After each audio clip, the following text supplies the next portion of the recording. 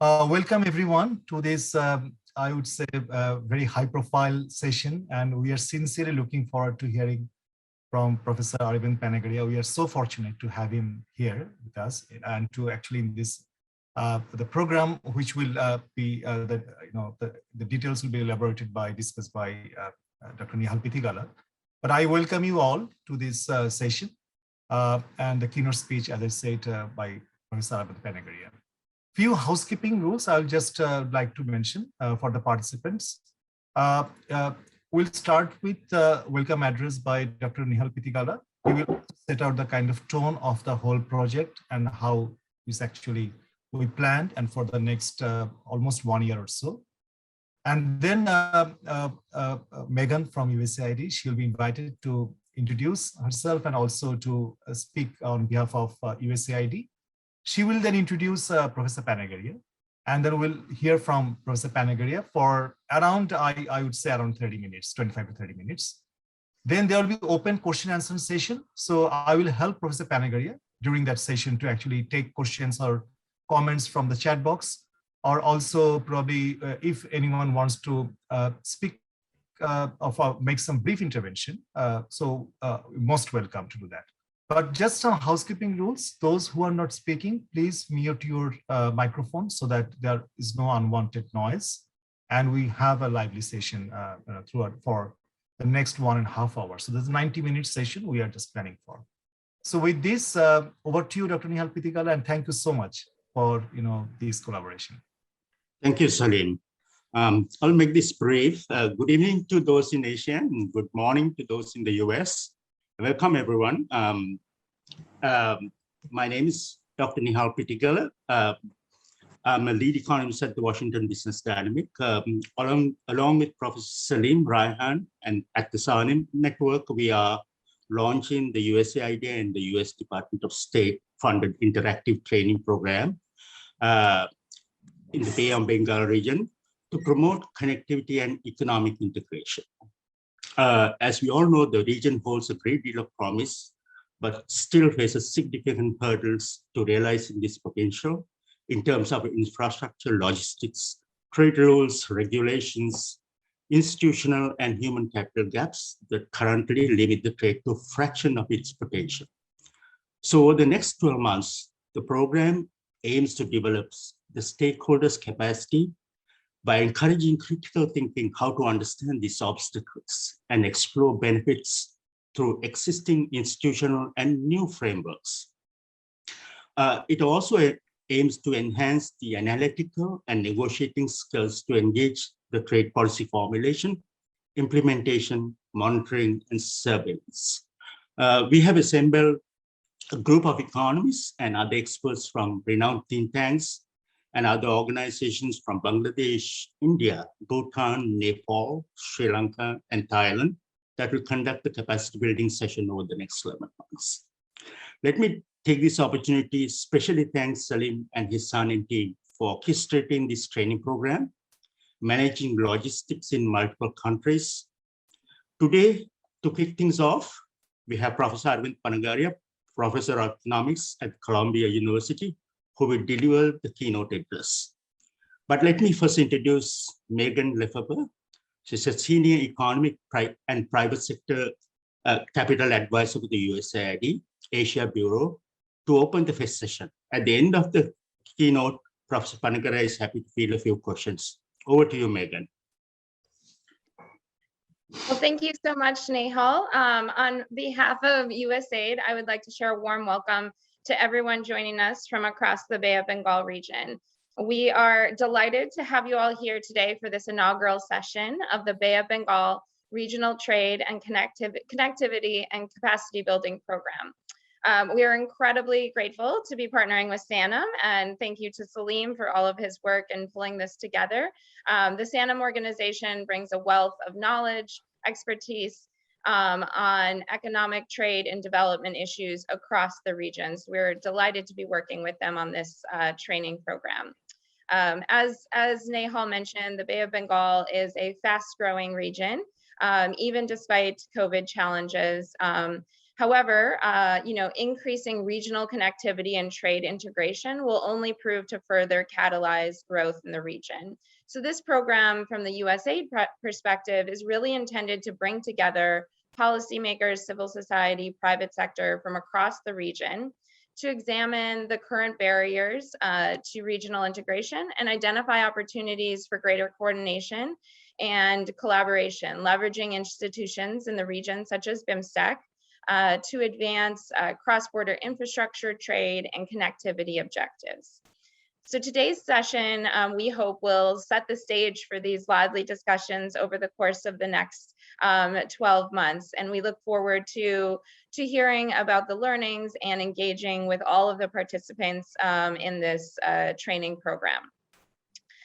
So although we would have loved to have been able to gather everyone in person, this virtual setting does give us the opportunity to have participation from across the region, and it allows us to hear from leading global experts. So without further ado, I'd like to welcome our keynote speaker, Dr. Arvin Ponogria, Professor of Economics at Columbia University. Professor Ponogria holds a PhD from Princeton University. He's served as the first vice chairman of India's NITI Aayog from 2015 to 2017. During this time, he led Indian negotiation teams at the G20, serving as India's G20 Sherpa. Professor Ponogria is also served as chief economist at the Asian Development Bank. He is an author of more than 15 books, and his scholarly work has appeared in top economic journals from across the world. Many of you are probably familiar with his monthly column in the Times of India.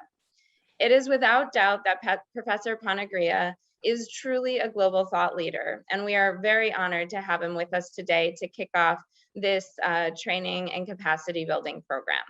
So without further ado, I will turn things over to you, Professor Ponogria. We look forward to hearing your insights and learning from you today. Thank you, Megan, and thank you, Salim. Thank you, Nihal.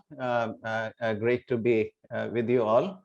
And good morning, good afternoon, good evening, depending on where you are, to all of you. Good to see you, Nihal, after a rather long time. You look so much more distinguished now. And Nihal and I sort of wrote a paper or two in our youth. So it's really good to see him back again. All right, so I thought what I would do is to cover a few things on the subject that I understand the best, and that's the case for free trade. And I want to also talk a little bit about the preferential trade agreements and some of the concerns that often arise when we talk of trade liberalization, and particularly I'm familiar with India, and a lot of these concerns have arisen in the Indian context as well. So that is the context I might use, but I think particularly in the context of the developing countries, many of these concerns are common. So first and foremost, the usual case in the classrooms that we give the students for free trade is based on the conventional principle of comparative advantage, and I need not say anything to elaborate on that. But from a more practical standpoint, it is the connection of openness to growth that is so key. And I would dare assert that there is no example of a country sustaining rapid growth, by which I mean growth in the range of 7 to 10% for a significant period of, let's say, 2 to 3 decades, without being very open, without conquering the global markets. There are actually only very few examples of such accomplishment, and these are South Korea, Taiwan, Singapore, Hong Kong. These were the 4 early ones in the 60s, 70s, and 80s. And then more recently, China, starting from about 1980. You can date it maybe late 1970s, but 1980 is probably a good starting point. each of these countries ultimately succeeded by conquering the global markets. There was a time, I come from India, so and also given my age, I have memory going back to easily 50s, but also coming up to 80s and so forth. There used to be this skepticism in India often that, small countries can do it by being open, going to the world markets, but we are too large for it and all. But China kind of disproved that as well. China was even bigger than India and was very successful by opening up. Now, in each of these cases, there are issues of this, industrial policy driving the process and selective protectionism, etc. We can come back to that. I sort of personally reject all that. I've written a very long book, book called Free Trade and Prosperity, which is the first kind of full-scale case for free trade with the developing countries at its center. So it focuses only on developing countries. And so I have looked at each of these individual cases in great deal of detail, and there is a chapter on each of these countries in my book.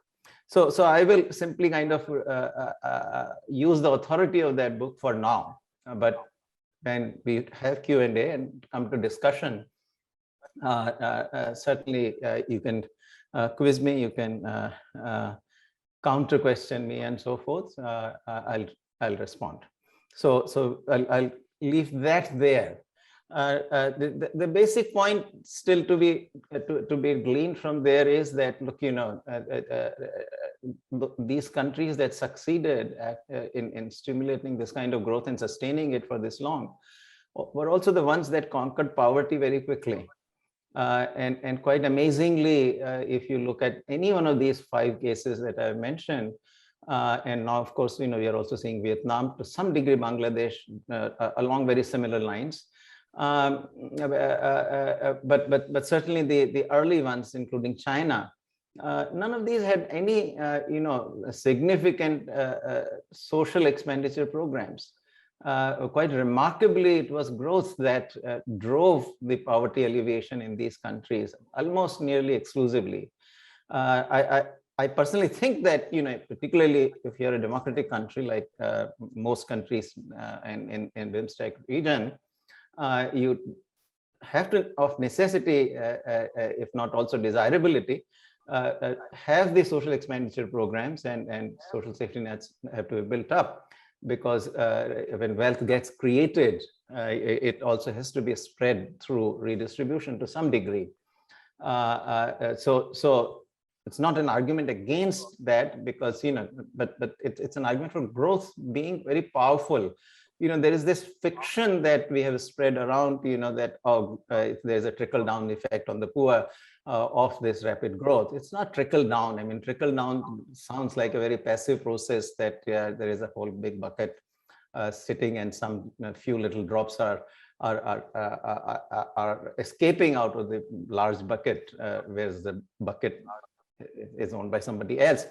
That's not how growth actually works. It's a very active process. It really pulls the poor into gainful employment, and by increasing productivity and therefore wages, it works in a very activist process. The example I like to give is that of South Korea. In the 60s, 70s, and 80s, massively the population got pulled out of agriculture into industry and services, into gainful employment. If you look at figures, even as late as 1965, 65% of the workforce in South Korea was in agriculture, and by 1990 it had fallen below 20%. So there was a massive movement of the workforce out of agriculture into industry and services, and yet the real wages during this period were rising at something like 8 to 10% every year. So it was a really very strong pull-up effect rather than a trickle-down effect, and growth process itself was actually propelled by this kind of industrialization that was happening from the bottom, really, and went up. because South Korean industrialization, at least in the first decade, 63 to 73, was very much driven by very highly labor-intensive products, textiles, clothing, footwear, furniture, even human hair. Nobody predicted that, but by 1973, wigs had become 10% of the Korean exports. So this is sort of general pitch for why really both growth and openness are so very important, because that growth couldn't have happened unless South Korea had also been open. And that today, if you look at the countries I've named and compare, let's say, to India, Bangladesh, other countries in the region, they all started roughly about the same place in 1950s. Maybe Singapore may have been a little bit ahead, Hong Kong may have been a little bit ahead, but not so much. And see what the difference is today, in per capita incomes. It's quite remarkable. Just to give perspective, 1961, right? So China is not even half of India per capita wise. At 2010 constant US dollars, China's per capita income was 141, India's was 336. So India was well ahead of China. This is the World Bank figures, and today, quite the reverse. 2019 Chinese per capita income is over 8,000. India is still struggling to get to reach even. Well, it's about 2,100 or so, 2,100. Of course, South Korea, which was higher. South Korea was in 1961 about $970. But it's today 28,000, 29,000. Singapore, of course, is about 60,000. So it really, and then the power that this kind of growth gives you to redistribute is just unmatched. In countries like India, no matter how well motivated to redistribute, there is not simply enough wealth to redistribute. So with that, let me just come to the kind of more down to earth kind of issues. This is really sort of view from way up. But from a political standpoint, why liberalize, right? You have to also convince the policymakers. Why liberalize? I think the most, other than the usual growth and comparative advantage questions, one of the most powerful arguments really is that when you are a liberal trade economy, and let me take the extreme so that you are effectively a free trade economy. It is not a norm, obviously, in most countries that I've mentioned, say perhaps Singapore and Hong Kong, did not liberalize completely. It's not zero tariff, but let me take that case just as a benchmark. What are you doing when you do that? What you're doing is you're benchmarking your economy to the best in the world. So, there is no place to compete against the best than the global economy. Ultimately, if you are the winner of it's like the Olympics, playing Olympics constantly. And that's the league you want to play. That's the first. So when you're benchmarking that way, that, I want to be able to compete against the best in the world. And a lot of this, concern that, competition, etc., has to be addressed then through the exchange rate. So the exchange rate has to be in the right place. If you leave that fixed and try to maintain that, then of course you very quickly get into protectionist measures simply because you begin to get the balance of payments problems. But let the exchange rate take care of that issue, and then compete against the best in the world. What that forces you to do is also look back into your economy, that if you're not able to compete in certain industries, what is wrong? Why am I not able to compete against the best? That really makes you think about your domestic policy measures that are keeping you from becoming competitive. And so it really ultimately puts the focus and the light on the domestic distortions that you've created, which make industries uncompetitive. And so this is also a very effective way to therefore force the government's hand in a way to reform domestically. But when you are open to actually using protectionism, you do exactly the opposite. That an industry is having problem, and the industry says, I've got this disability, I've got this disability, and that is why I'm not able to compete. And the government says, okay, I'll raise the tariff and stop the imports from coming in. Well, you've corrected for the disability, but you did not correct the fundamental source. And in the process, what you ended up doing is to actually support the high cost domestic production. What you actually want to do is, bring your costs to international levels and ask yourself, why are my enterprises not able to meet the international standards or be competitive with the international prices, and then take the policy measures domestically. So it really is an effective way to force the hand of the government. Related, I think it's also the case that when countries try to resort to protection, often you would see that they would that is going to misallocate resources, particularly the most scarce resource. And for the developing countries, labor is abundant largely, and at least in the region, the countries about which we are talking today, these are all labor abundant economies, broadly speaking. The scarce factor is capital. And whenever you go back to promoting industries, through protectionism, you inevitably go for relatively more capital intensive sectors. And that, of course, means that, capital which is already scarce is then diverted into highly capital intensive industries. That, of course, begins to starve the labor intensive industries of capital, right? Because by policy, your policy, in fact, is pushing capital in the more capital intensive sectors. So that will starve your labor intensive products of capital and inevitably force them then into informal sector operations. And so you'll see that, in the South Asia region, certainly India, with which I'm most familiar, you would see this labor intensive industries, things like clothing, footwear, furniture, large number of these light manufacturers, etc., really getting pushed into this micro small enterprises, not even medium. In India we talk of MSMEs, but the focus, that's a lip service. The third M, which is medium, is largely a lip service. We glorify micro and small. Because if you look at medium enterprises in India, they are tiny, very, very tiny employers of workers. The bulk of the employment is sitting in micro and small. And so what happens is that you're starving effectively then your labor intensive sectors of much needed capital.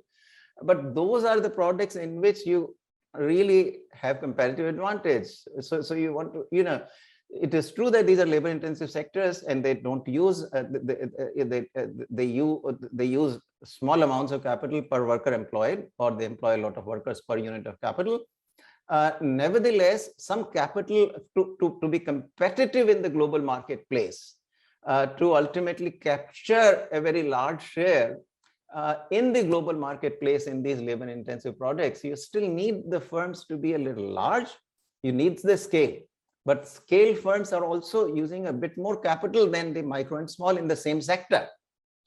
And so what happens is that, if you're promoting these capital intensive sectors, when you starve the labor intensive sectors of capital, they end up being concentrated in micro and small enterprises.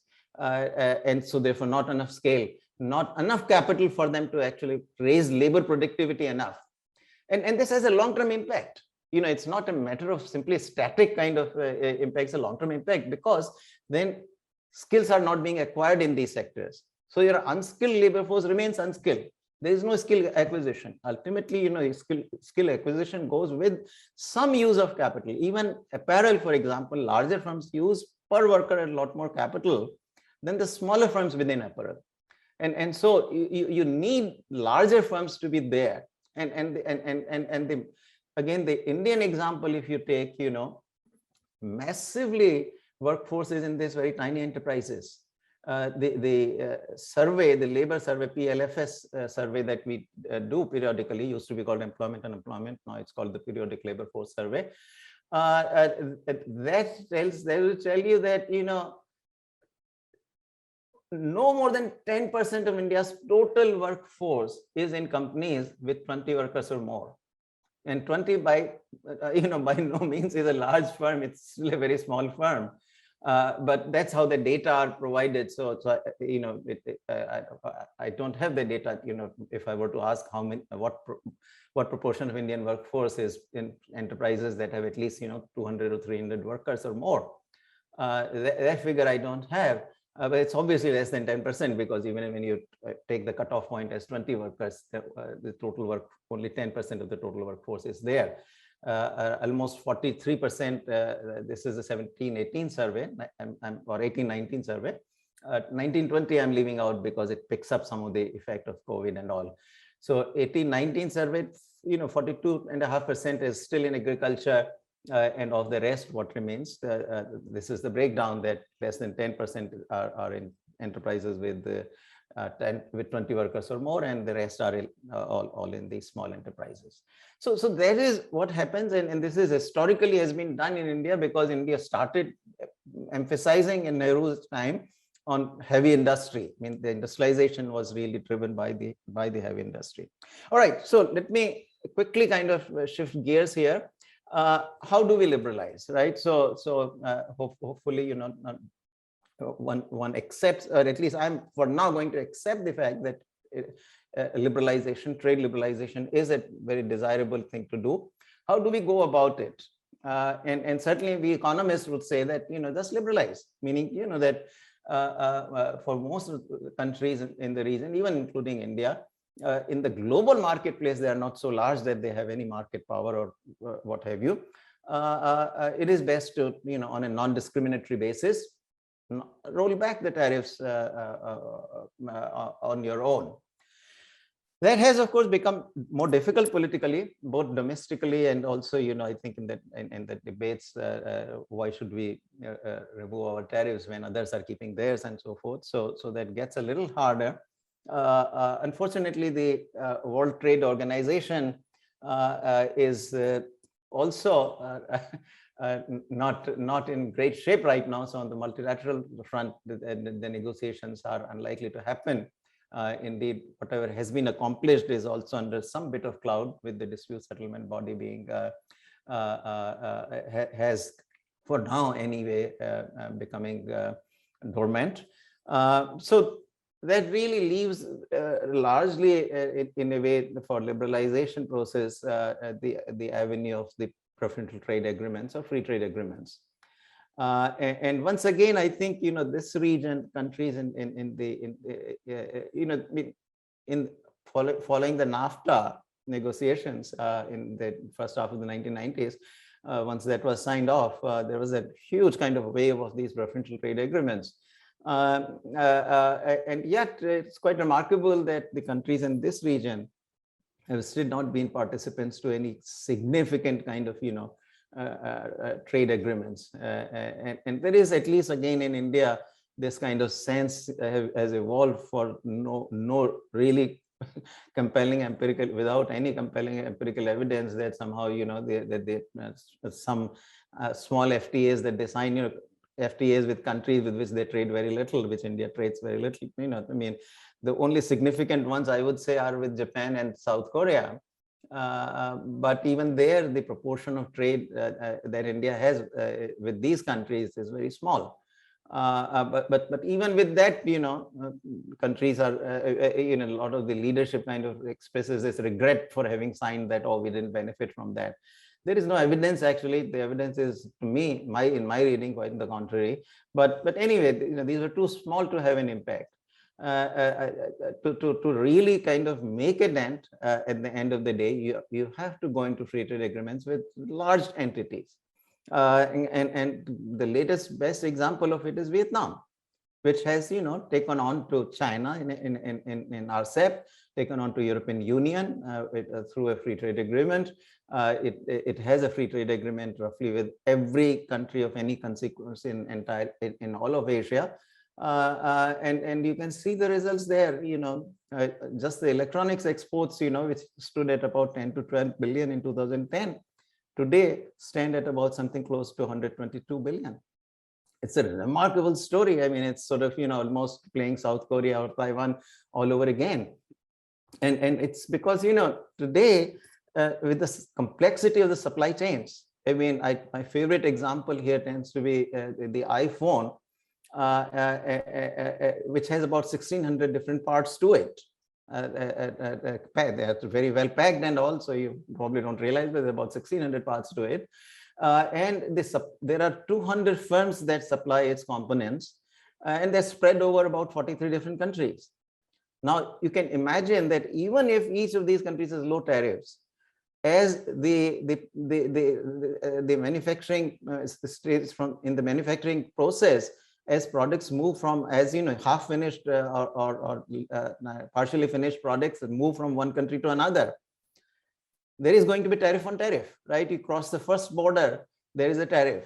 And then you cross the second border. There is not only the tariff on what was not tariff before, but also tariff on tariff. Go to the third and there is tariff on tariff on tariff. So it piles up. The costs can very quickly add up. And this is why, the free trade agreements, which basically at least, overcome any tariffs that are levied within the region where the supply chains are concentrated, get around that problem.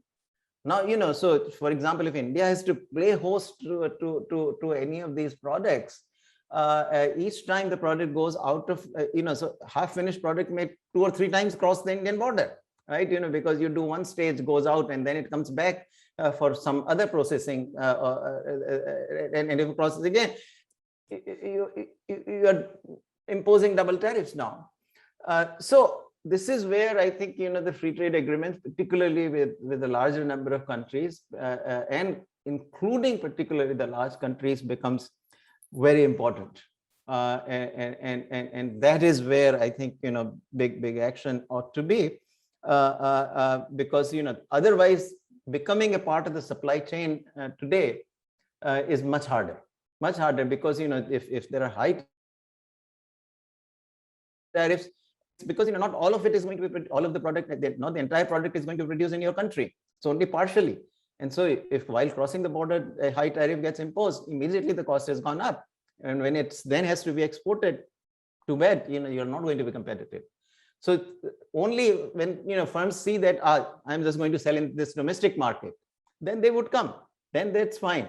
But that is not serving your purpose. I mean, that's not globalizing you. That's simply taking advantage of the domestic protection to sell in the domestic market that you're coming in. So that is really the important thing. Salim, I have another 5 minutes. No, you still have 15 minutes, so no worries. Please carry on. Wow, I'm talking too fast. You're enjoying. Too fast. Okay, very good. Okay. I want to deal with a few other issues that, at least in policy domain, frequently come.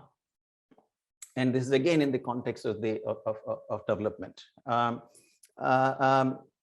So what I've done so far is, make the case for being open, outward oriented, and at least in the present day context, I think, if you can, I mean, I'm all for, liberalize on your own. That is the best. Have low tariffs, of course.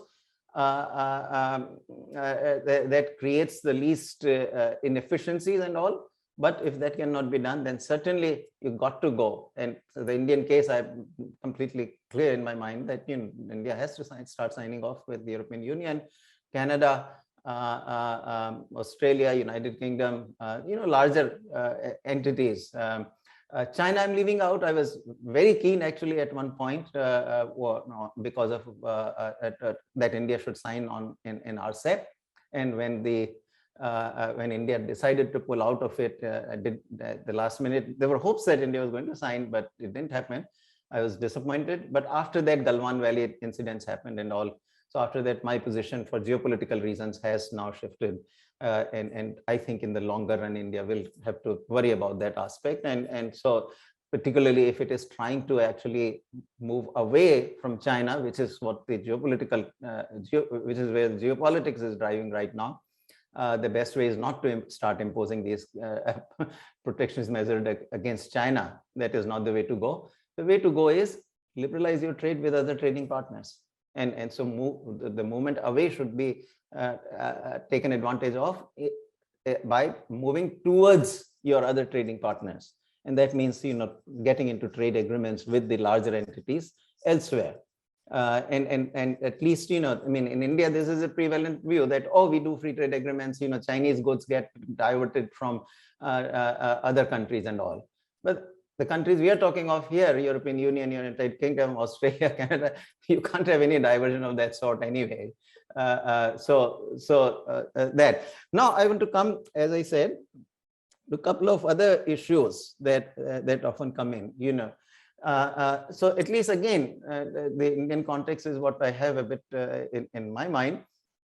There has been this wave of protection, and the idea is to go back to this infant industry kind of argument, and it really plays back the same problems that I alluded to earlier. That in the end, infant industry protection, or for whatever form, you say, oh, I'm going to develop this particular industry, it will push you towards the capital intensive sectors. That happens inevitably. And what do you subsidize? Normally you subsidize capital, which is what the Indian, like if you look at PLI, etc., that's what they're doing. But also the protection that is provided often ends up being in the sectors which are more capital intensive sectors. So there is that problem, of course, of the misallocation of capital, which goes at it. But also there is this old idea of effective protection, which nobody today talks about, but it's a very powerful idea. And the basic point is this: let's think of a smartphone, and think of it like, for ease of numbers, just think of it that it's if there are no custom duties, you can import the smartphone for $100. Think of it that about $90 of this is the components and $10 is the assembly. Now, if you start, you say that, well, I'm going to, promote this industry. I got a very large market in mobile phones and smartphones, so I'm going to start the manufacturing of it. You're going to start by saying, I'm going to start assembly activity here. So I impose a 10% custom duty on the imported smartphone, which becomes $110 domestically, right? Now, $90 contained in the smartphone is the components. So you would be doing only that remaining $10 of assembly, right? Now, the moment you impose, let's say, a 10% custom duty, the price has gone up to 110. Components can still be obtained at 90. And so value domestically, any firm which actually for which the cost is $20 to assemble a cell phone, as opposed to previous one which had to be $10, can now assemble the phone. Protection effectively to the fellow who is assembling these smartphones is not 10%, it is 100%, because from $10 previously in the free trade situation, it had to actually assemble the phone for $10. It could only spend $10 on assembly to be competitive at a price of $100. But now that the price becomes 110, it can actually go up to $20 in assembly costs and still be able to sell the smartphone in the domestic market. So instead of 10, your costs can rise to 20. That's 100% protection. We can begin to see if it's a $20 in this example, if tariff is at 20%, that's a 200% protection. So that's the first point. It's not a trivial protection you are providing. So the associated other point is that, we know it, that, you provide protection, industry will come in. And so the politically it will seem like, oh, I've made a big success of this industry. Obviously, all the inefficient producers who previously couldn't compete with $10 in assembly costs, but can compete with $20 in assembly costs will come in. So some industry will get created. So politically, this will look like I made a big success. And so then I say, I want more value added. So I want to not protect the component manufacturing. So I raised tariff on, I put a 10% tariff on component manufacturing. Well, I have added $9 to the cost of assembly now. I mean, the assembly guys now have to pay not $90 for components, but pay $99. So initial margin that I had given them of $10 in assembly activity now is reduced to $1. Well, a lot of these guys will become inefficient. So I will have to then give them another protection, another 9% protection to cover for this disability, so-called disability that I have created simply by doing components production. And so the final tariff, where I started out with 10%, now I have to give it 19%. And if I started with 20%, it will be 38%. And there is no end to that.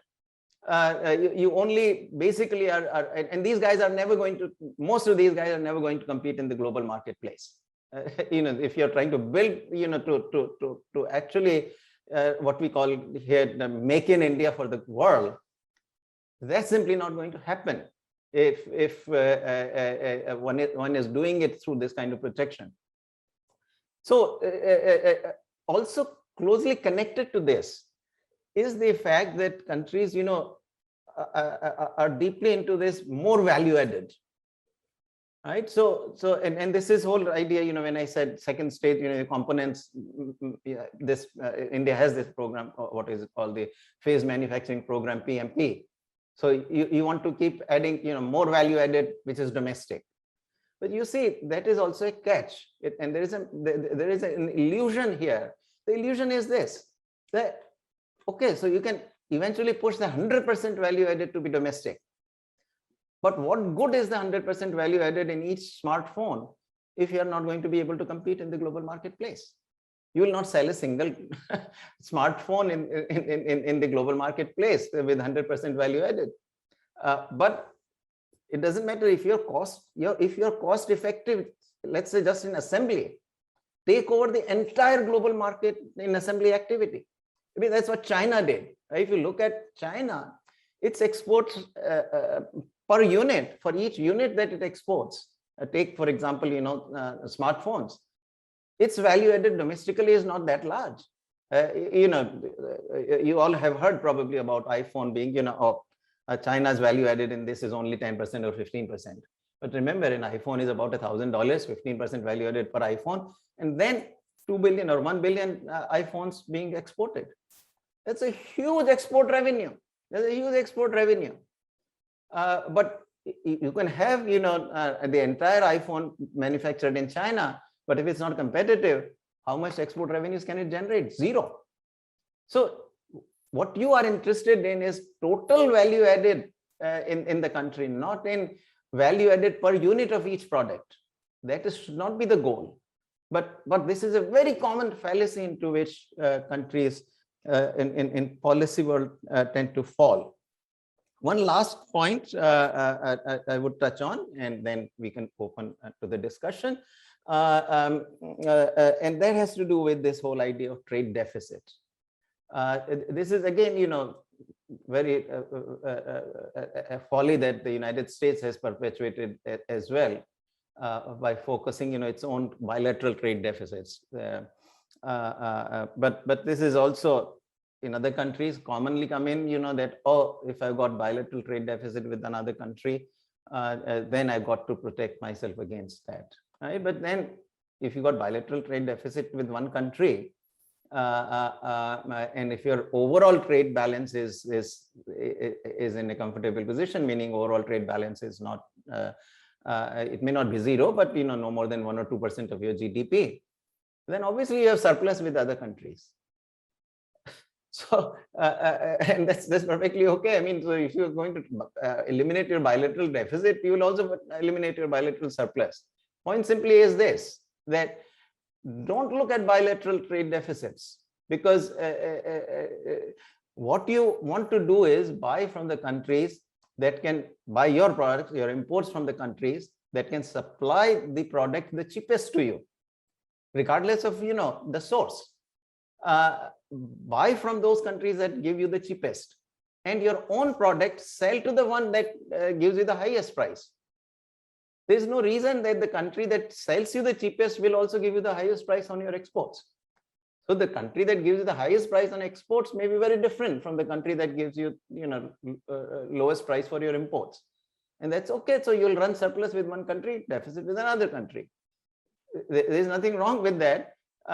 In fact, at a household level, I sell all my services to one entity, which is Columbia University. So I have a huge surplus with Columbia University, which gives me my salary.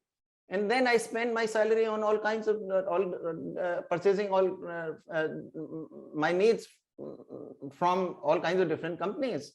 So I have a deficit with respect to every other company.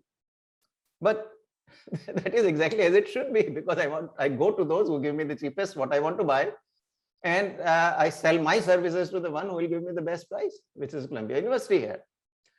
It's not particularly different for the nations. So again, as policymakers, as analysts, we ought to be careful. We ought to understand this.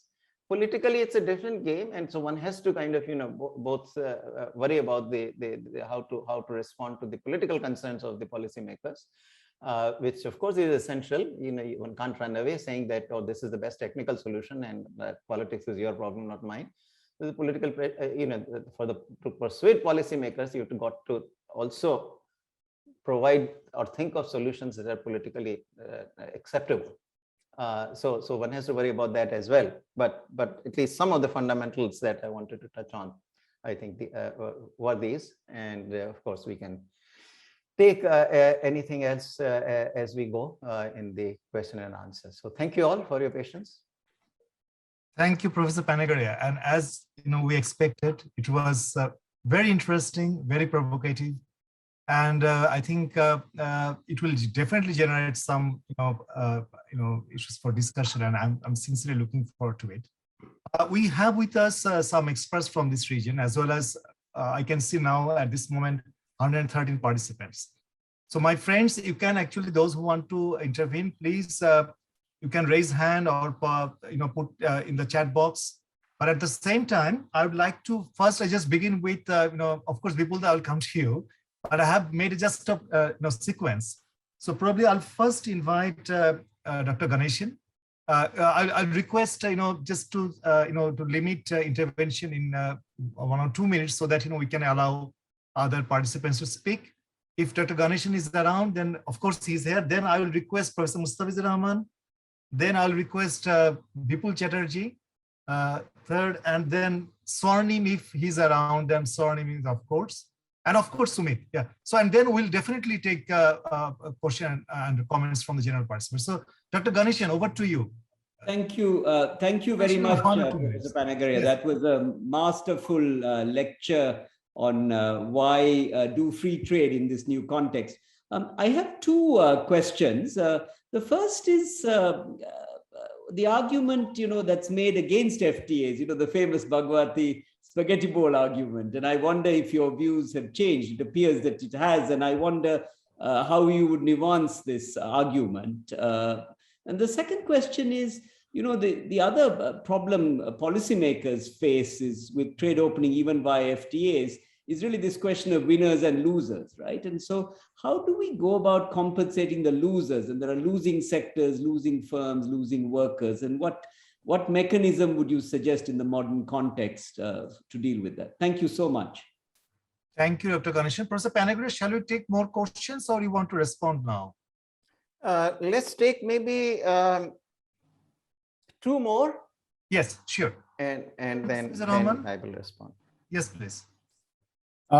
Thank you, Salim. This is Mustafizur Rahman from Center for Policy Dialogue, Dhaka. Professor Ponogria, it was really a learning exercise for me, and thank you so much. I really would like to appreciate you have really clarified a number of issues which are becoming very important for us as we move forward.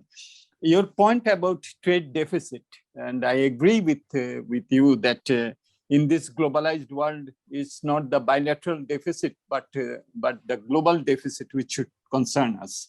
And I was listening to you from the lens of Bangladesh-India trade relationship. And you are very right. We import $8 billion from India. We export only about $1.2 billion. There is a $7 billion deficit. And it should not concern us. And we say that many of the imports that we are importing from India, those items are being used in our export-oriented industries, particularly ready-made garments, cotton and yarn. And we're exporting the ready-made garments to the United States. So we have a deficit of $7 billion with India. And thanks to that, in part, we have a $5 billion surplus with the United States. So I think I take your point. But having said that, is it also not of concern to Bangladesh that India imports about $450 billion, but we are not exporting, or India is not importing from Bangladesh, more than $1.2 billion. So should not that type of calculation be also factored into the policies? Is there non-tariff measures which are impinging on our exports? Is there a need for attracting more Indian investment to Bangladesh, targeting the Indian market, taking advantage of the zero tariff that India has offered us? So I'd like to get your point, having agreed with you on your principal point. Thank you. Thank you, Professor Rahman. At this moment, yes, Professor. Let me go ahead and answer the first two. Sure, I think of course. For the audience also, it might be better that questions remain fresh, and these are all very good questions. So I don't want to get this diluted. So let me take those two first. So Professor Ganeshan, absolutely right. Jagdish Bhagwati and I wrote extensively actually on the other side of this debate in the 90s and onwards. And one of the arguments we did make at that time was this spaghetti bowl argument and all, that you are fragmenting the global trading system. Now remember that this debate was very much from the multilateral versus bilateral, from the global trading system perspective, and I stand by that part. Certainly, I think our fight at the time was to ensure that the global trading system doesn't fragment. Intellectually, I think we won that debate, but policy-wise, we lost it. And as a result, fragmentation has happened. Tons of these agreements now. Every single country actually has multiple agreements now. So that the spaghetti bowl has been created. So now the way I would argue but here there's a case from the individual country point of view, with the initial conditions having now changed. I mean, if anything, all the trade diversion that we talked about, which these FTAs will bring, now situation is that diversion has happened, and probably if I start liberalizing now with all these other countries which have the free trade agreements among themselves, I'm probably going to be reversing that diversion rather than adding to the diversion, very likely. So there are two issues here. One, that initial conditions are now different, and two, what do I do from my individual country viewpoint, right? So from the individual country viewpoint, I still hold the view, of course, that if I can persuade politically my government to roll back tariffs in non-discriminatory fashion, that remains my preferred option. I know that politically I'm not able to do that. Then the question is, from an individual country's viewpoint, do I now encourage the country, or at least pitch, make a pitch for signing the FTAs? So that's the context now, and in that context, my own judgment is that yes, if I were to kind of advise India, I would say yes, this is the time now finally to start opening up. At least I mean, if you can put this lid on any additional protectionism, that will be one good thing to do. If you can reverse it, it will be even better. If neither of those you are going to do, then at least with respect to some of the big trading partners, open up. So that's my first answer to your first question. Your second question on winners and losers. Now, this is why we try to create social safety nets.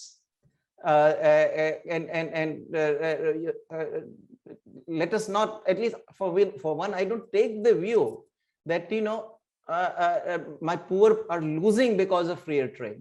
They are not. My poor actually gain. They win out if I have more open markets, particularly when open markets in the way that bring capital into the labor-intensive sectors. So I would certainly try, and that has been my ongoing theme for many years now. That liberalization also has to address this, both domestic policies actually, much more so, in a way that the labor-intensive industries begin to expand and increase their footprint in the global marketplace. This is what Vietnam is currently doing, for instance. India is not doing very effectively. Even clothing exports by India have been lagging badly, very badly. So there's something in the system. So this was part of the reason I've been also pitching for almost 20 years plus on labor law reforms, which finally have substantially happened, not fully, but substantially happened. But so to me, poor are not the losers if I free up trade. I think this notion somehow, the impression we try to create that somehow the poor are going to lose because of freer trade is complete nonsense for the developing country. Look who gained in each of these countries, China, South Korea, Taiwan. It is the poor who benefited. Poverty got wiped out completely. So if you can deliver growth, I think poor you will take care of. It's the other interests, there are losers, I saw it, obviously. But even India, by the way, what we successfully did, the evidence is very clear. As a group, no single group I find of any good size has lost as a group. Now, individuals within a group, of course, we don't know. But if you look at, I've done all the poverty figures. If you look at from 93, 94 to 11, 12, which is where we have the poverty, unfortunately, the surveys, there are no expenditure surveys after 11, 12. The poverty rates have declined across every single group that I have looked at. In every state, it has declined. In scheduled castes, they have declined. In scheduled tribes, they have declined. In Hindus, they have declined. In Muslims, they have declined. In Christians, they have declined. In Jains, they have declined. Sikhs, they have declined. So, you across the board, any group you can take as a group, poverty rates have declined and declined by a significant extent. So that is where I would, and then, of course, sometimes losers may be concentrated, but still may be politically powerful, right? So even the wealthier losers would not easily give up. So sometimes you have to therefore make compromises, and that's a political negotiation that has to be done. But if the policymaker's heart is in the right place, then I think you'll try to buy off your the interests that are losing. So what one has to do that, but there has to be a political will and determination to do that. But personally, I think trade certainly has not been a losing proposition for the poor. On trade deficit, Dr. Rahman, first of all, of course, in a negotiation, if you are in a negotiation, and if you feel that Bangladesh's exports to India are low because India has these disproportionate barriers against Bangladeshi goods, by all means, you should try to seek their removal. I think that's a positive for you, and that's positive for India. I have no, I take it is not a lose-lose. It is a win-win or win-lose. It is a win-win thing. So that certainly ought to be done. But having said that, I personally don't worry about the fact that goods are coming from, that imports are coming from one place and then exports are going to another place. I would personally go for what are the good policies for my country, and then let the entrepreneurs decide. They have to decide where they want to buy their products. They have to decide where they want to sell their products, and they are the best judge of it. I mean, I would trust my entrepreneurs, and then if there are bilaterally imbalances, I mean, politically, you may need to handle it. And certainly you can politically use that for your negotiation, right? I mean, you know, India can use its bilateral deficit with China, push that, you know, give me market access, you know, I'm importing so much from you and you're not importing much from me at all. Knock off your barriers to my goods. So it's a good negotiating tool, and by all means use that. But I would at least do that with the knowledge that I'm really economically not so worried about this bilateral business. Now, politically, if it is a helpful tool for me to negotiate, by all means, yeah, use it. Thank you, Professor Ponogria. Now we move to the other participants. So first, Bipul Chatterjee, Sumit Nakandara. Then Pushpa Sharma can be in the queue if you really want to intervene. Bipul Chatterjee. Thank you, Salim. Thanks for organizing this gathering. And thank you, Professor Ponogria, for your lecture, as usual, an excellent lecture on the importance of free trade and why we should pursue that. I have two related questions. One, as you have said, that there can be winners, there will be winners, and there will be losers. We all know that. My question is that how are we going to organize, or how are we going to establish a good social security net or a trade program to help those losers? We understand that there are countries in the West, particularly in the United States, which have trade adjustment program, whereas in our part of the world, we don't have that. So how can we have a good trade adjustment program in place, particularly for countries like Bangladesh, where when we are going for a large number of free trade agreements? And the question is that while we do understand the benefits of trade, the importance of trade policy in that respect, at the same time, it appears to me that industrial policy is making a comeback. While there is one school of thought that the objectives of trade policy and industrial policy are in contradiction with each other, but there are other schools of thought as well.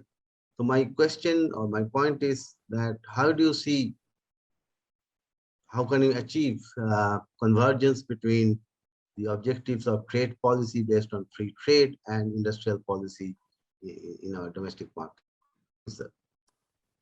Okay, my Yes. take on the sorry, shall we take please, another one? Please, Professor Ponogria, you carry on. Yeah, because some of this, you know, answers to these may anticipate some of the questions anyway, which might otherwise be following. All right, so on the social safety nets, the right way to go about it, of course, is to have generalized social safety nets, not just against trade. And you know, I mean, the United States, it has never worked very effectively, and you know, we all read about these trade adjustment assistance programs, etc., but they're all defunct now.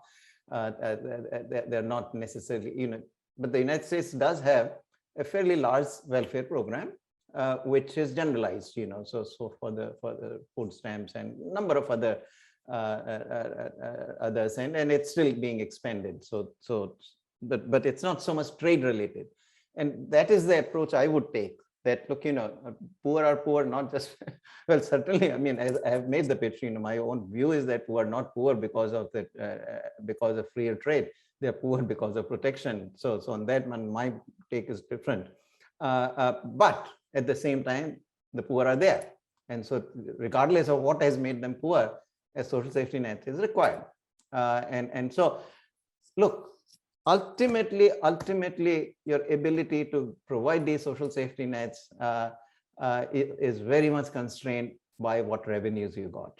What revenues you got is very much constrained by what your GDP is.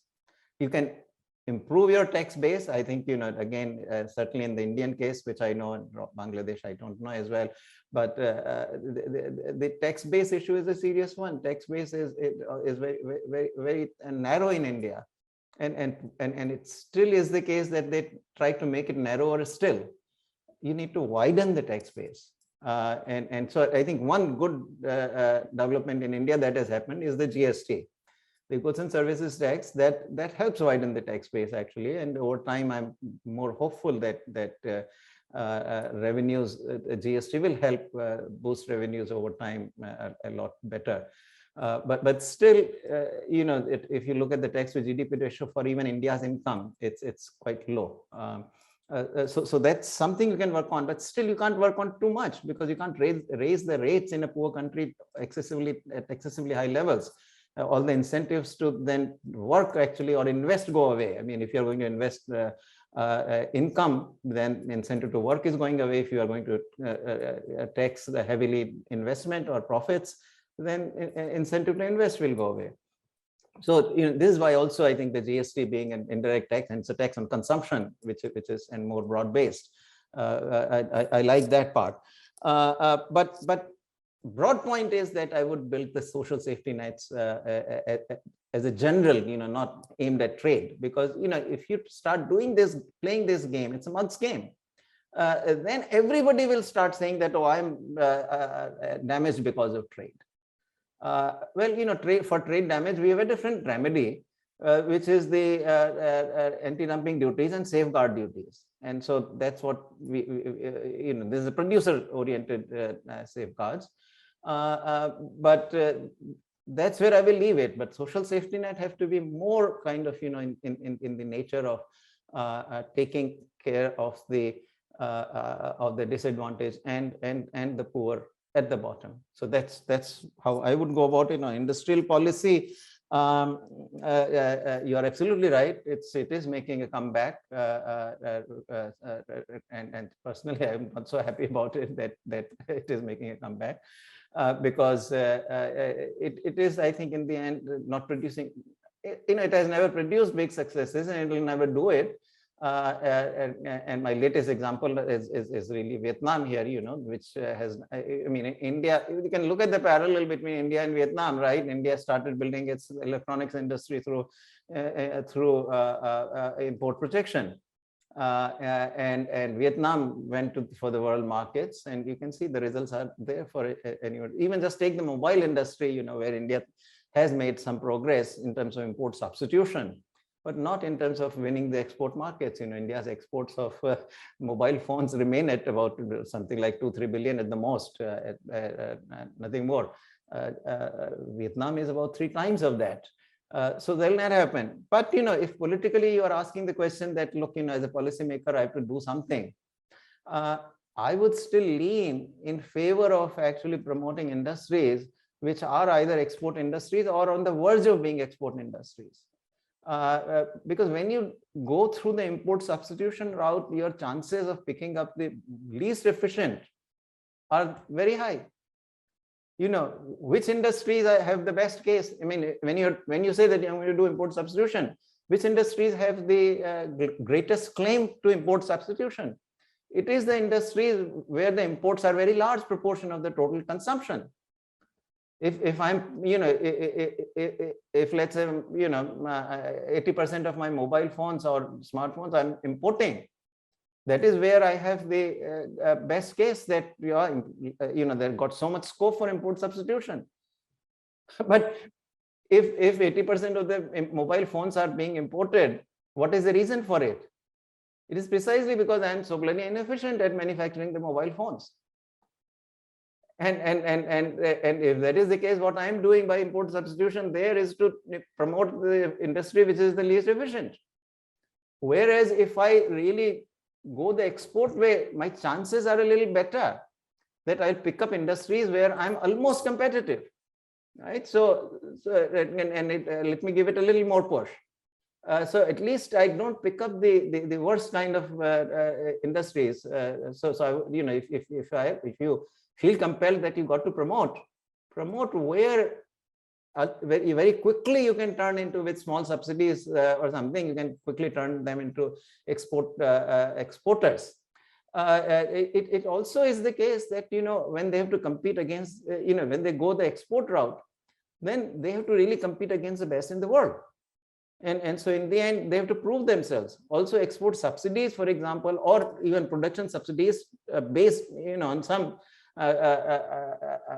understanding that these are the industries that are on the verge of becoming export industries. You can't maintain them for very long. Subsidies are much more transparent. They show up on the budget. Tariffs show up with revenues. So actually your problem is double in terms of difficulty of reversing a policy. Tariffs, once granted, are very difficult to remove because the revenue department loves that. Revenue department is getting tariff revenues. So they don't then want to remove the tariffs. And revenue department determines that, they have the control of the tariff policy. So once you put that in, it will be very hard to remove. Subsidies, the expenditure guys are always on your back. That look, you are wasting this money. I don't have enough money. Different ministries are asking for money. What are you doing with these subsidies? So subsidies, in this sense, at least from the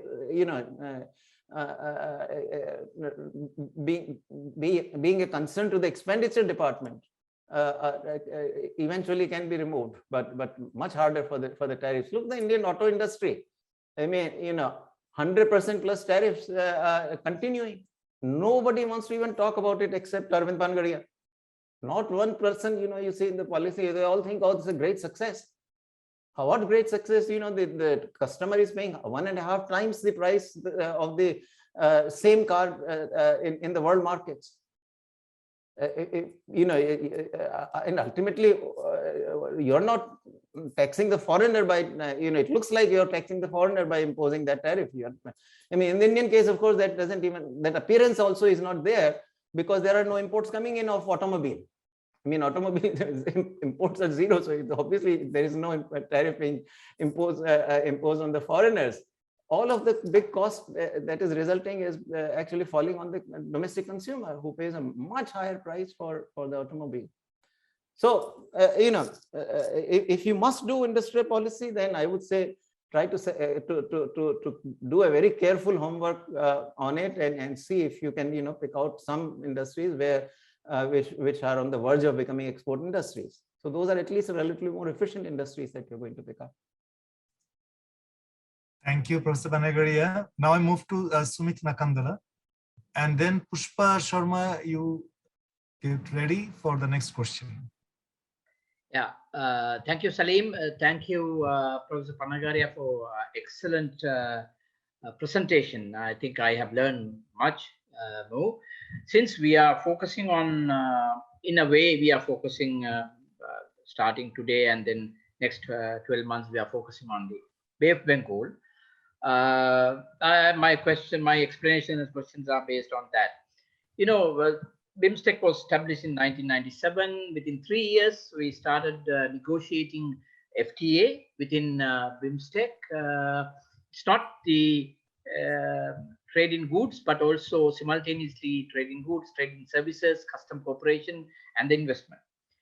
Now, we tried our level best, and then when I was the Secretary General and the first Secretary General, we had tried to push this and then utterly failed.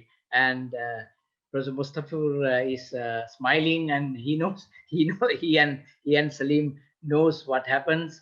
That's one thing. So that's the case we are in.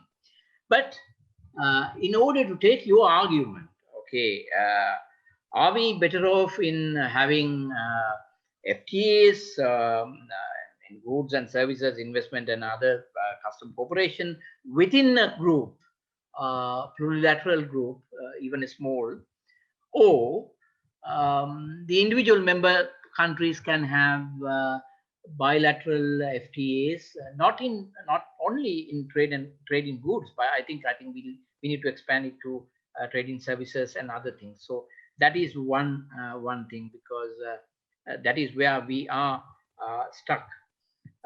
Unfortunately, BIMSTEC FTA is not moving forward for many reasons, which are known to my dear friends in the audience. I am not going to explain that again.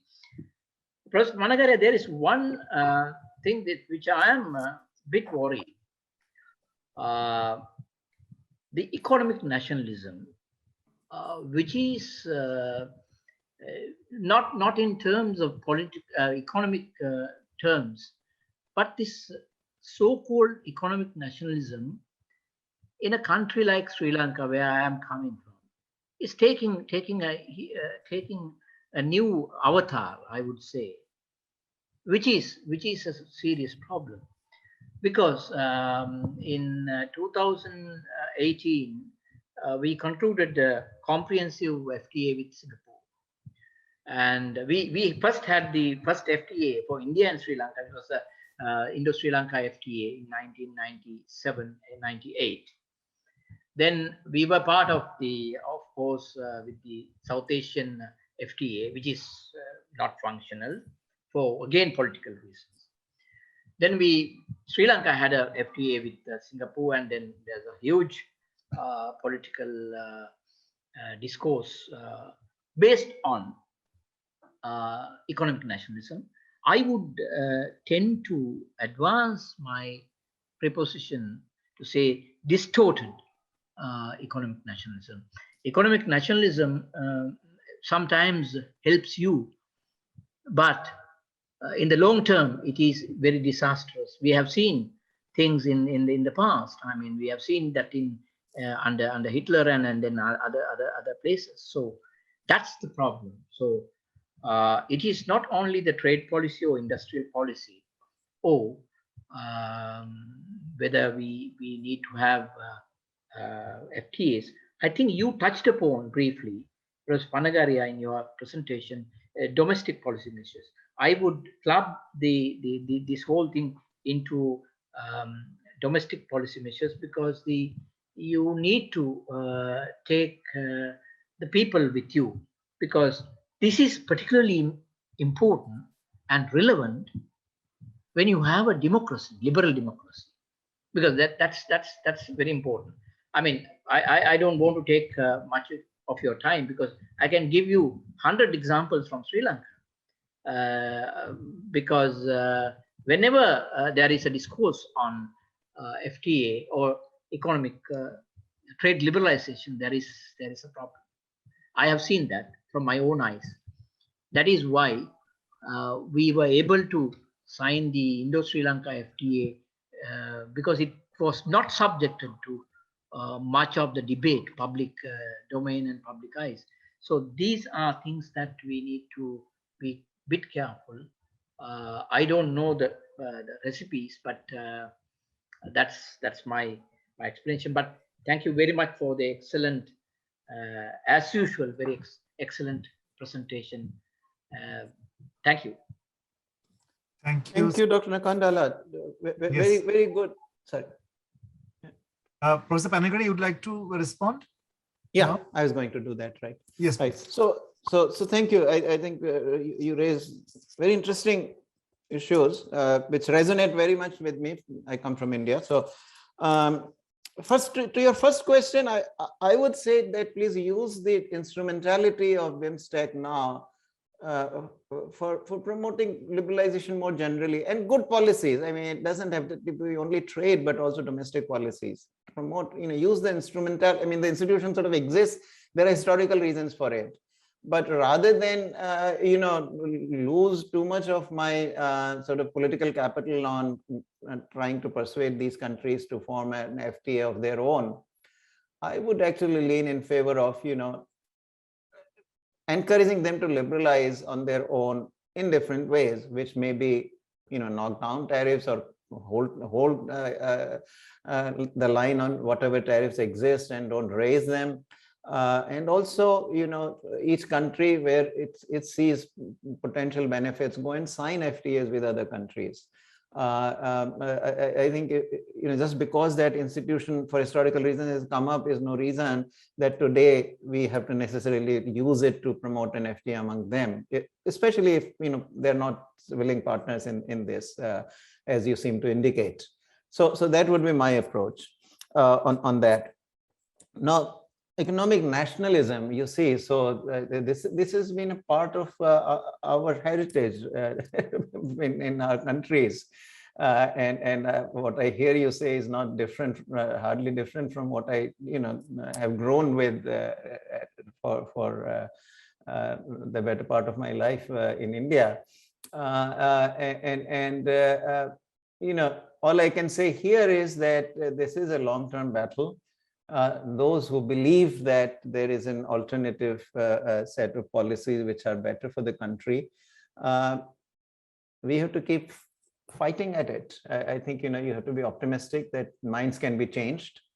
At least in my economics profession, unless we believe that unless we hold that optimism that eventually we will win, eventually better ideas will win, there is no incentive for us to put our time into policy debates and analysis, you see, because our profession doesn't reward us for doing this. Our profession rewards us only for writing in the journal articles.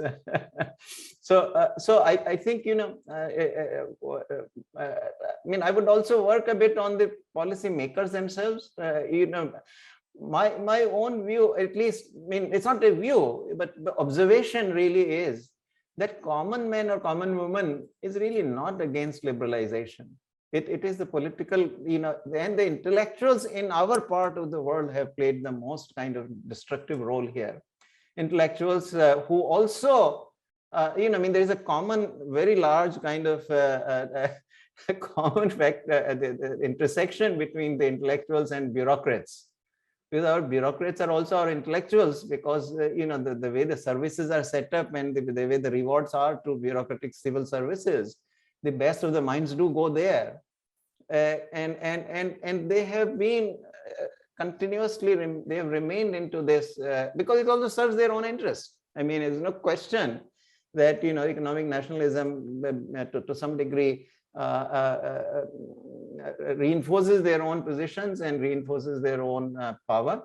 So they all, and you can also see that a lot of the civil servants will then retire, and then they will be the ones dominating the newspaper space. But having mentioned that pessimistic side of it, I also see a very optimistic side of it, that at least in India, I have seen a shift happening. India of today intellectually is not what it was 20 years ago. 20 years ago, even let's say 25 years ago, it would have been, it was an act of daring to say that growth is very important, that India should really be growing at 10%. That is how you'll remove poverty. Economic reforms was a bad name, a bad word. Not so now. We have a lot of salience now. So things have changed. And now Sri Lanka probably has had an up and down. It's a sad thing, because I remember as a student and in my early years, we really thought that Sri Lanka would be the next Singapore or something, and at one point it had looked like that, late 70s or somewhere there. And it's really sad, actually, that because this was really a miracle just waiting to happen, but hasn't happened. So in this sense, I feel a bit sad, because it has just the right geography to actually pull it all off. But I also know, one of your compatriots, Sarat Rajapati Rana, is a good friend, and Yes. I know that he's probably not fighting any more battles, perhaps, but in a way, he was in the right place very early on. But that's a battle we'll have to one has to continuously fight out.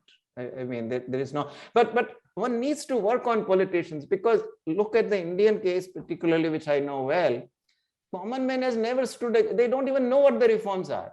They basically see what is happening to their well-being. That's what they are able to see. And right. As a result, you see no protest, nothing, such major reforms happened. Recently, Prime Minister Modi even changed the labor laws. Effectively, there's still, as I said, some 5-10% still remaining, which needs to be done. Which is not so hard to do now, but he's done it. Nothing happened. Only in the case of farm laws. If I look at the full 30-year history of Indian economic reforms, was there a major demonstration against them? No. Only one I see is the farm laws, and that is purely a political opposition. That's not a serious kind of, and 90% or 95+% of the farmers are not with the protesters, but farmers being so numerous, even 2% are in absolute numbers quite large, and then Haryana and Punjab are right next door to New Delhi, so they really are able to make their presence felt. And largely these are not even farmers. You see, these are all artiyas, the intermediaries who get their assured income threatened by the farm laws, and so that is what is going on. And then there are political leaders who have then jumped into this to take advantage of it. But otherwise, 30-year history. I mean, the entire license permit Raj in one stroke was ended. People say that, oh, India was a gradual reform. It was not gradual. The import licensing and industrial licensing, in one stroke they were ended. That was a mega reform. That was a big bang reform.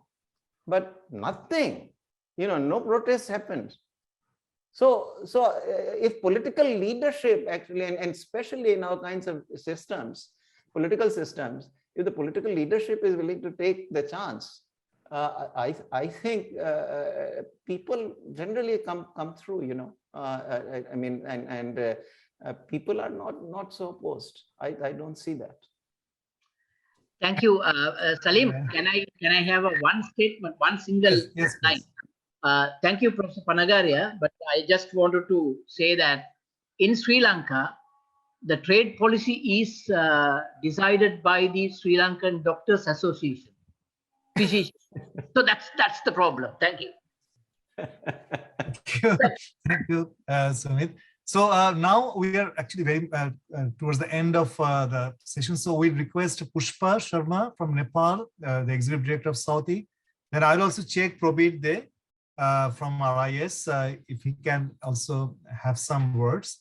Then there are 2 points mentioned in the chat box. I will read them for Professor Ponogria, and then probably we can wrap it up, requesting Nihal Pitigala to say a few words. So over to you, Pushpa, and then to Probit De, please. Thank you, Salim. Thank you, Professor Ponogria. It was excellent, of course, as always.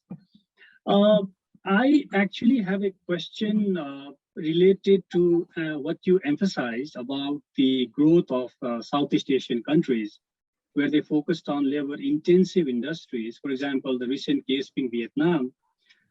How would you look at the current conditions compared to when these countries started to grow? And especially this is in the context of the fourth industrial revolution taking shape, and many of the labor intensive kind of jobs also being replaced by robots, AIs, and others. And now why I'm saying this is because, for example, even if you take the case of Bangladesh, which is doing really good in garments, if there is a possibility of these labor intensive jobs being taken over by machines, and Bangladesh hardly has other sectors in terms of where the remaining labor that comes out of the garment sector has to go into. When there is no possibility of that kind, the idea of reshoring now taking place, this discussion taking place because of the mechanization of things. So do you think the conditions of today are still the same as yesterday and we can take the same approach, or is there something different that we have to think about? Thank you. And I'm so glad you brought it in. This case, there is no doubt that over time, the labor intensity of all products has declined.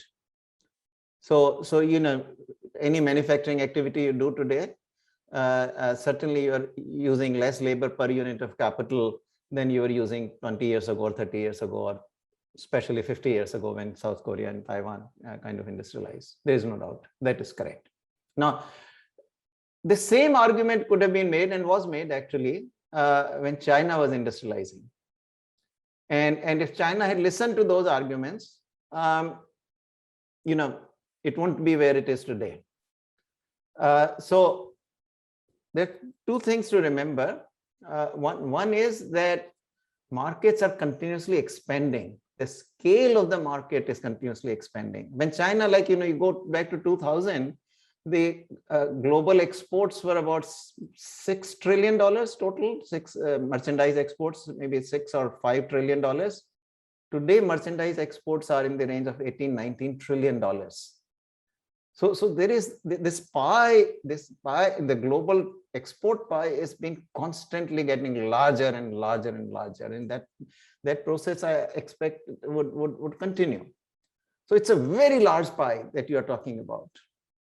So even if this labor intensity declines, you can make up for it through scale. Much larger exports, much larger potential export market is out there to be exploited.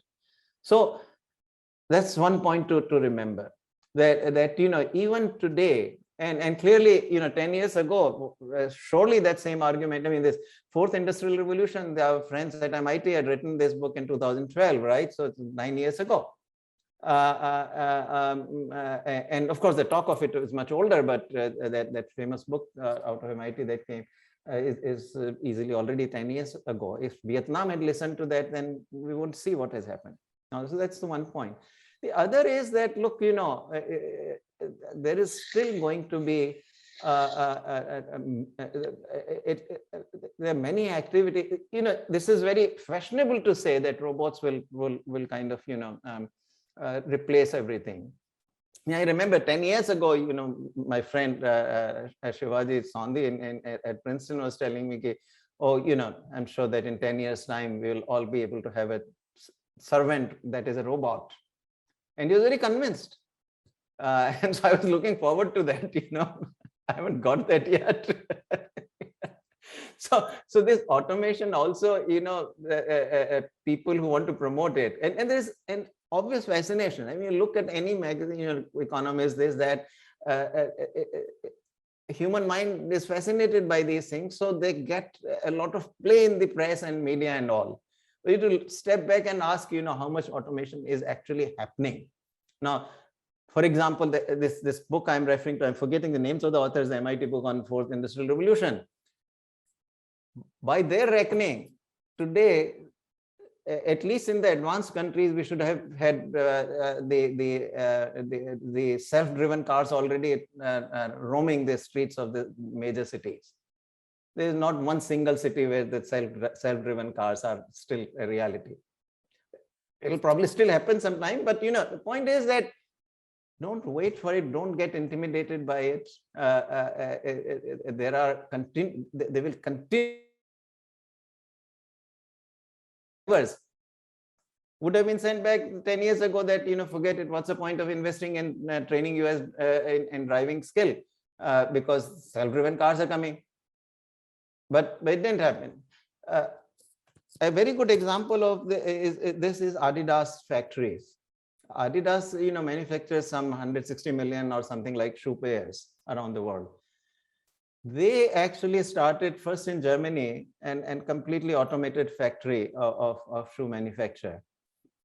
And only thing that they wouldn't do automatic was to put the laces in. That was still have to be done by hands. They couldn't train the robots to put the laces into the shoes, but they automated everything else. And 3 years ago or 4 years ago, the CEO of said that it's a complete illusion to think that manufacturing will now move back to the developed countries. That's not going to happen. It may happen a little factory here, a little factory there, but that's not the bulk of the activity. Still, cheaper labor is going to matter. And 4 years later, actually a year ago, that Adidas factory from Germany was moved back to China because it just still couldn't compete from even though it was using so little labor, it couldn't compete.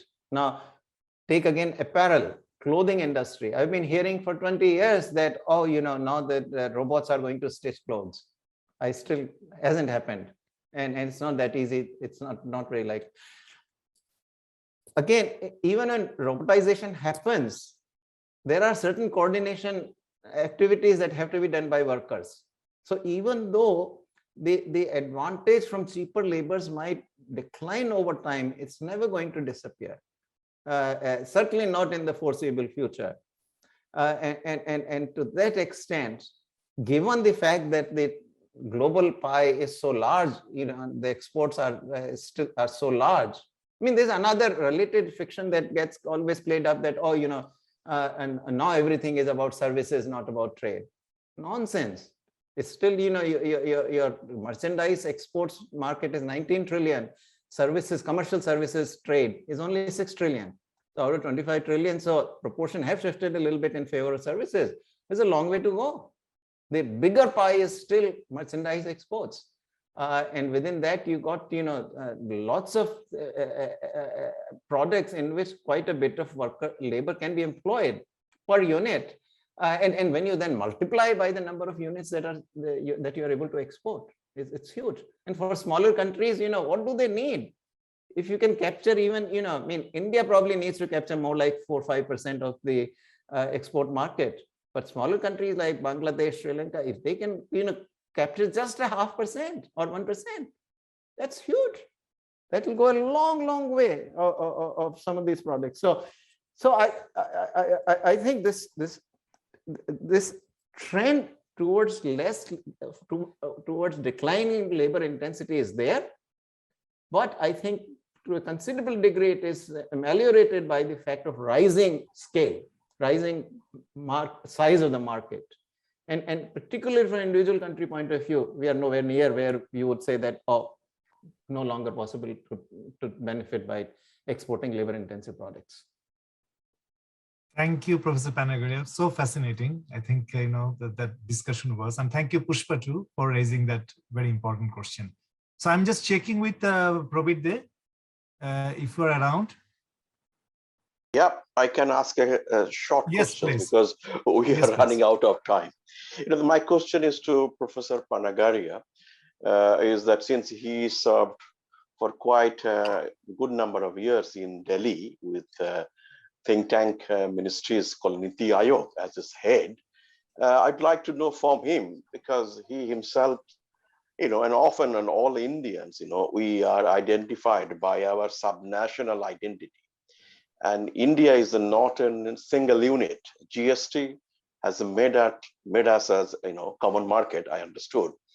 So my question is that what's his take on empowering that Indian states? After all, trade, India is actually rooted through the Indian states. And if you come to this continent, you will find the states by constitution, that international trade and foreign affairs are the central subject. So questions to him. One is that what is his take about empowering states with handling international trade? Secondly, does he think about that amendment of Indian constitution is also needed while empowering Indian states for supporting India's trade-led growth? Thank you. Okay. Well, trade policy as such, no, you can't hand it over to the states. Because otherwise you fragment the domestic market itself.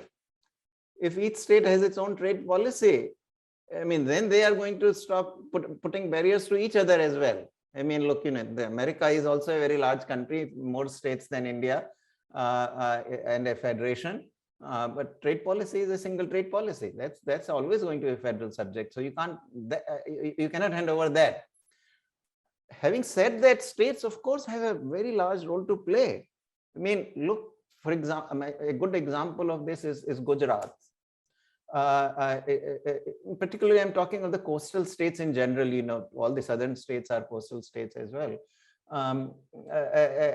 And Gujarat actually did focus, and particularly during the years that the current Prime Minister was the Chief Minister, they did focus actually very much on building trade channels very successfully. I mean, today, for example, I'll give you one simple example, how effective, nobody knows about this. But the Indian labor law conventionally had this provision, it's called the Chapter 5B in the Industrial Disputes Act, under which basically, if you have 100 workers or more, now that limit has been raised to 300, you have no rights to lay off workers.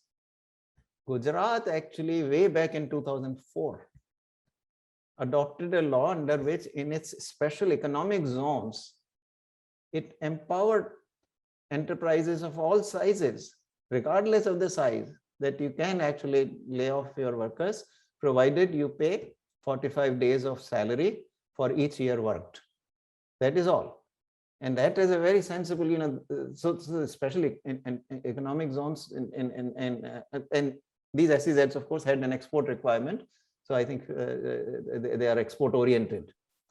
It turns out, that the Gujarat special economic zones during the very fast growth of exports, that period, were exporting close to half of the exports going out of special economic zones all over India.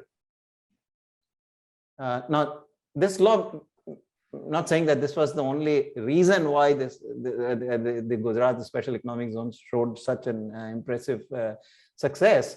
There may be other factors as well, but the point I'm making is that states have taken within the federal law and federal trade policies, states are capable of taking measures. Now, in this very same context, one fantastic thing every state can do today is that under the new revised labor codes, so now there are about 29, 30 labor laws which have been replaced by 4 new codes. And of course, Bangladesh had done that in 2006, way back. They have a single labor law. I mean, at least at that time, that was the case. I mean, I don't know how situation has evolved since 2006, but Bangladesh had that, and its labor law clearly was far more liberal than India's labor law. But anyway, now coming to the question, in the new revised labor code on industrial relations, the law says that, well, anybody who is less than, any enterprise with less than 300 workers can lay off workers, no problem. But what about the firms that are larger? On that, the new revised law empowers the states completely. It says that any state can, by a simple notification, can raise that limit to wherever it wants. So you can raise it to 100,000, and so you can liberalize the law completely. And that, I think, would do tremendous good to labor-intensive enterprises. Right? Wherever you're dealing with labor, one of your big worries in India always is that once I hire, I can't fire the workers. So what happens, if things go sour tomorrow? So that creates a great deal of reluctance for anybody to hire workers. I mean, even capital-intensive companies in India tends to be more capital-intensive for that reason. And when they want to hire workers, they want to hire them as contract workers, this, that, or the other, so that they don't have to deal with this law. But now states can do it. So there are a lot of, within the federal law, there's a lot of things that states can themselves do. Coastal states, particularly, I mean, if they were forward-looking, they would. I mean, I've championed this idea of coastal zones. That you on the coast you develop these where I mean there I think states will require some negotiation with the central government, because you want because customs will still have to be cleared by the central government entities. So but if the states are forward looking and want to push it, then they can actually get some sort of amendment in the law whereby for you get a provision created in the coastal zones where the custom clearances are significantly liberalized, so that you can bring in inputs from abroad, process them, add value, export them back out. That sort of thing, I think, will require some. I mean, it'll be eased up if some legislative amendment could be done to accommodate this kind of coastal zones. But that has not, it has been talked about quite a lot, but still, it's not found traction with the governments either in the states or at the center. But that's one thing that states could actually do. So Ponogria, thank you so much. Actually, now we'll just close by we'll request you for a very quick response to 3 questions in the chat box. One is that Mr. Hafizur Rahman, he asked a question about in recent year, Bangladesh actually per capita GDP exceeded Bangladesh per capita India's one. And what do you think for the in the coming years, whether that will continue? So what is your view on that? Okay, very quickly, good policies will win out. So Bangladesh should keep up its good policies. And, maybe this gap will rise. I mean, that all depends on what India does in response. Thank you. So another question from Sujan Oli. He's talking about Nepal's trade deficit in South Asia. And he's talking about whether South Asian, the kind of cooperation in South Asian countries and what is the kind of prospect, how to reduce trade deficit for Nepal. So your views on that? Yeah, on overall aggregate trade deficit, I would say the culprit always is the exchange rate. If the domestic currency is greatly overvalued, then evidently your imports are left a little too cheap. Your export, return on exports is not so good, so you get the deficit. So overall, I'll worry about. I've already said bilaterally, I would not worry about, nor would I, do anything to worry the government. In fact, try to dissuade the government from worrying about the bilateral side of it. Nepal's trade problem is a little different because it is a landlocked country, and that creates a bit of a, so in that sense, I think cooperation is very important. I mean, you do not, I mean, bad relations with countries that are necessary to, give access to the border, to basically the sea to ship your goods, can become a bit of a serious problem. So I think I would, but in terms of cooperation, that is the aspect on which I would emphasize the most, that invest in, cooperate on things like infrastructure, etc., that can speed up the movement of your goods into your country and out of your country. I think that's very important, and ensure that no policy measures get taken by your neighbors which impede the flow of these goods in and out. Thank you. The final question is from Orpita. She's asking, and probably she's referring to the kind of cheap labor, advantage of cheap labor you mentioned, that if cheap labor is the issue, then why Ford India would cease manufacturing vehicles for sale in India recently? What is your opinion in this regard?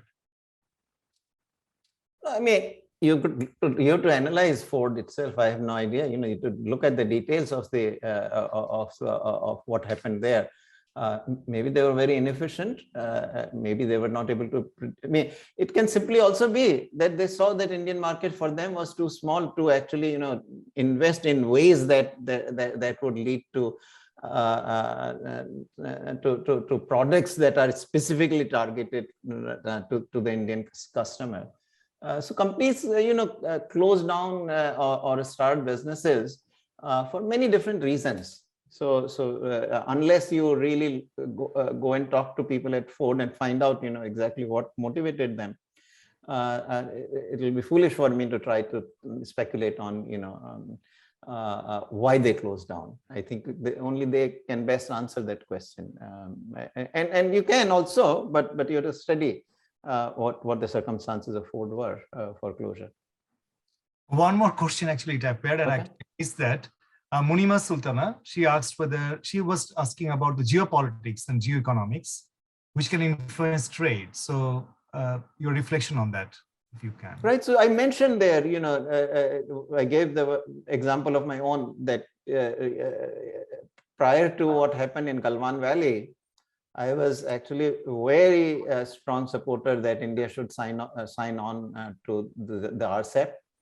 And after the Galwan Valley events, I did take a 180-degree turn on that, at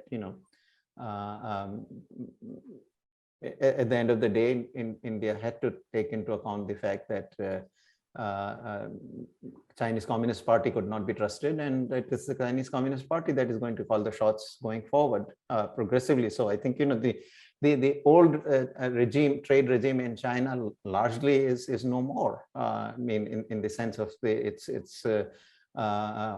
credibility and that it will remain stable and so forth. I think China's objectives, which is really the Communist Party of China's objectives, have now shifted. So geopolitics, of course, is always going to be very important, and to the extent that India now, is closer to the United States and some of the other countries, precisely for geopolitical reasons. I think it makes the free trade agreements with those countries a lot more compatible politically and geopolitically. So geopolitics is always going to be a part of trade policy. I don't think you can completely divorce it. Yes, probably. Again, questions are still coming up. I'll just take it the last question. Is that the Rohingya issue, and how do you think that it will play a role in security of this region? No, that's not my question. I think I'm a trade economist, believe in comparative advantage, practice comparative advantage. Commenting on Rohingyas issue is not my comparative advantage. Thank you, Professor Ponogria. Thank you so much. It was an excellent session. I would say that I personally learned a lot. I actually grew up reading your articles and other theories and other stuff. So I think it's my privilege to actually listen to you directly. So Salim, let me say just one thing. The questions were absolutely fantastic. Quite revealing that we have changed. I think 20 years ago, I would not have got these questions, and these are all absolutely fantastic questions. So it's very heartening to see that we are asking the right questions in the region. So that's lovely, very, very encouraging. Thank you so much. So I now give the floor to Nihal Pitigala for the final words and for closing the session. Nihal, you have to unmute.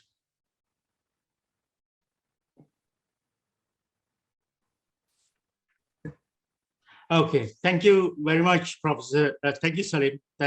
And thank you very much, Professor Ponogria, for that address and respond to some of the probing questions. And we were all enlightened. And I'm sure, given time, this forum can continue for hours, as there are, I'm sure, a number of the participants are keen to touch upon a few of the pressing questions on how to manage trade and industrial policy during COVID-19. And the issues of infrastructure, how to address the public good dimension. And there are some interesting questions I'm sure some of the audience had wanted to field at you. But thank you for joining this section, everybody. We look forward to your participation tomorrow. Perhaps you can field some of these questions tomorrow. We have an excellent expert panel. We'll send out the invitations for future sessions as the dates are finalized, and please be on the lookout for an email requesting your nominated staff for each of these sessions. If you have any questions, please do not hesitate to reach out to Salim Mansan. All right, thank you very much, everybody. Thank you very much. Thank you, Professor Ponogria, once again. And I think, thanks to all participants, and look forward to seeing you tomorrow. Thank you, Salim. Thank you. Thank you. Thank you, Ponogria. Thank you very much. Thank you. Thank you. Thank you. Thank you. Thank you.